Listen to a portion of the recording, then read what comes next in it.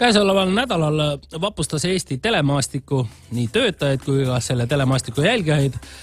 Uudis, et seriaal Kodus ja võõrsil, mis on meil olnud eetris 140 aastat järjest juba, võetakse siis eetrist maha ja meil õnnestus saada küüned taha siis ühele lugejakirjale, mille üks pahane televaataja saatis. Ja loen selle siinkohal ette, muidugi ilmselt tsenseerin teatud kohti. Tervist! Mul on mõjuvõimu ja kui te kavatsete seriaali Kodus ja võõrsil maha võtta, teen teid maatasa. Tegin Antilaga nii ja teen ka teiega. Kuradi debiilikud, ise toppisite seriaali Kanal 11-sse, mida paljudele ei näita. Sellepärast ongi vaatajaid nii vähe. Kurat, peaga mõtlete ikka ka või? Debiilikud, see seriaal kaduma peaks, ma teen teid maatasa nii, et keegi teid enam ei vaata. See on lubadus. 4 hüüumärki. Kuradi jobud, kasvatage ajud endale. Mina olen rääkinud ja uskuge mind, ma teen teid maatasa. Teie reiting on 0 varsti. Ainus vaatajaskond on penskarid. Mina seda 3 punkti enam ei vaata. Kodus ja võõrsil oli ka ainus saade. Debiilikud, ise toppisite ta Kanal 11-sse. Loomulikult on vaatajaid vähe. Peaga mõtlete või? Ootate ainult, mul on hea jurist ja ärge hakake siin koperdama kohtusse kaebamisega. Mul on head tutvused, te ei saa mulle mitte midagi teha. Ma neid sellised piiksuga sõnu ei ütle.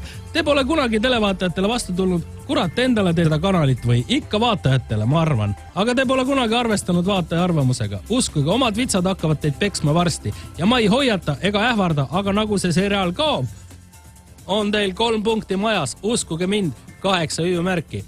Ja oleme nüüd helistanud selle kirja autorile, et siis uurida, mis värk on ja miks Kodus ja võõrsil kadumine siis nii palju viha teeb.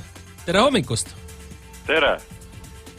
Ma väga vabandan, aga teie nimi on kuidagi kaduma läinud, et mina olen Igor siit Raadio 2-st, et kes teie olete? Werner. Werner olete. Werner, mis siis juhtus? Nüüd te olete siis, ma saan aru, vaadanud 25 aastat järjest Kodus ja võõrsil ja nüüd võeti see siis maha. Kuule, ma ei ole mingi 25 aastat vaadanud, ma olen ikkagi rohkem vaadanud, ma olen 35 aastat vaadanud seda. Ma elasin ikkagi aasta 10 Austraalias, ma vaatasin seda seal juba ammu. Nüüd debiilid võtavad maha selle. See on ainuke asi, mida tuleks nagu vaadata. Mida saab vaadata, mis on nagu normaalne seriaal, kus nagu ei juhtu mitte midagi rahulikult olla, ei pea mingi närvitsema, et keegi tapetakse ära või mingi jama on. Ja nüüd võetakse ära. Kus te helistate sealt Kanal 12-st või 11-st või?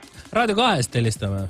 Raadio 2-st? No me lihtsalt vaatleme seda telemaastiku siit kõrvalt. No see teie kanal ei ole ka mingi normaalne kanal. Meil ei ole Kodus ja võõrsil ühtegi osa kunagi näidanud.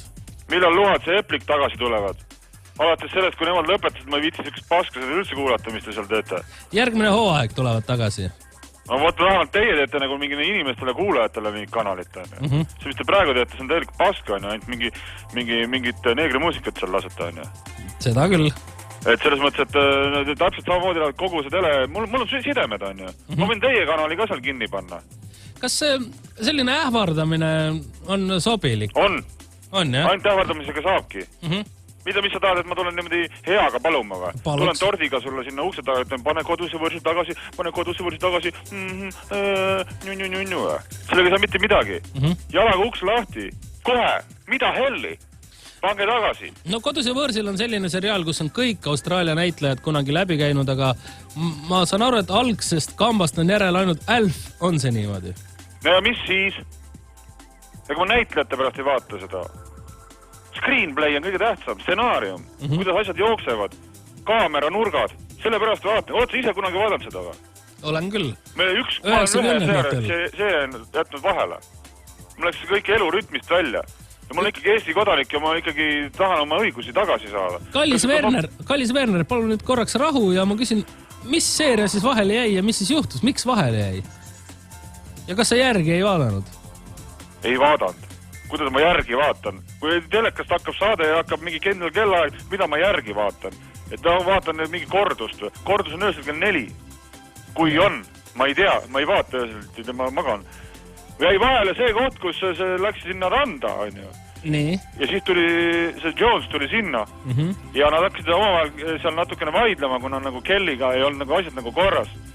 Ja samal Kelly nagu oli just nagu teada saanud, et tal on astma. Ja siis nad läksid nagu koos sinna apteeki, aga samal nagu Georgiga läksid nagu asjad ka nagu natukene nagu käest ära, kuna George oli ise sellest süüd, et see astma. ja siis nad tulid nagu koos ja siis läks kumm katki ja siis nad hakkasid vahetama, aga samal nad politseile silma, aga politsei tegi nagu selles mõttes nagu vale täheldus, et tegelikult oli nagu kõik okei. Sellest tekkis suur jama. Pärast tuli nagu isa tuli ka sinna mängu ja isa ütles nagu selles mõttes, et kõik on hästi. Selles mõttes nagu kõik ongi nagu hästi kogu aeg. Aga nüüd ei ole enam hästi. Ütle mulle palun mingi alternatiiv, mida ma vaatama hakkan siis. Tead, ma soovitan seda teha, et nii ei ole ilus muidugi soovitada, aga internetis on võimalusi, kuidas seda Kodus ja võõrsil saab vaadata arvutist edasi. Arvutist? Arvutist, jah. Kas sul on arvuti, Werner? Mul on väike kalkulaator laua peal, siis ma vaatan aeg-ajalt või loen numbrid kokku siin. Pane sinna juhe taha ja su väike kalkulaator näitab sulle... Kuule, võta kokku ennast. Ma tahan näha Kodus ja võõrsil. Ma näen telekast Kodus ja võõrsil. Kanal 2. Mul ei olegi muid kanaleid. Mulle meeldib seda vaadata ja miks ma nüüd enam ei saa vaadata? Kellele te seda kanalit teete? Seal Raadio 2, Kanal 2. Kellele teete neid number 2? No iseendale ikkagi. Iseendale. Ega me televaatajad. Kes meie oleme teie jaoks? Tahad ausat vastust? Noh. Te olete meie jaoks tühipaljas õhk, reklaami ostja. Me ei ole ühte reklaami ostnud elu sees. Aega oleks hakata ostma. Ma ostan leiba, ma ostan süüa, ma ostan mingid teenused, ma ei osta reklaami. Tead, Werner, kas sul raha on? On. Pane raha ümbriku sisse ja tule siia ukse taha. Ühesõnaga, mul on viimast korda küsimus, millal tuleb tagasi see? Ei tulegi. Kurat, ma teen neid maatasa selles. Ma tean paari tüüpi. Nad töötavad isegi, üks on vist isegi töötab kuskil kontorist, tal on lips ka ees. Et ma võin tema juurde minna, tal on nagu, ta teab ka ühte tüüpi. Ja nii edasi. Ja võib jamaks minna. Ma olen kõik kinni. Ei kuule enam keegi varsti. Mitte midagi kuule, ei vaata ka teid. Ükski inimene ei vaata teie raadiot ja ükski inimene ei kuula teie telekat. Või vastupidi ka.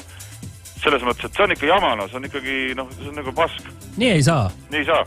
No aga aitäh, Werner, et saite natuke nauru välja lasta ja ma võin teile ära öelda, et järgmises osas Kodus ja võõrsil, mida siis televisor näitab, mina internetist juba vaatasin, võin öelda seda, et Alf saab lapse 94-aastaselt. Aga kellega, seda te teada ei saagi. Aitäh, head aega! Radio 2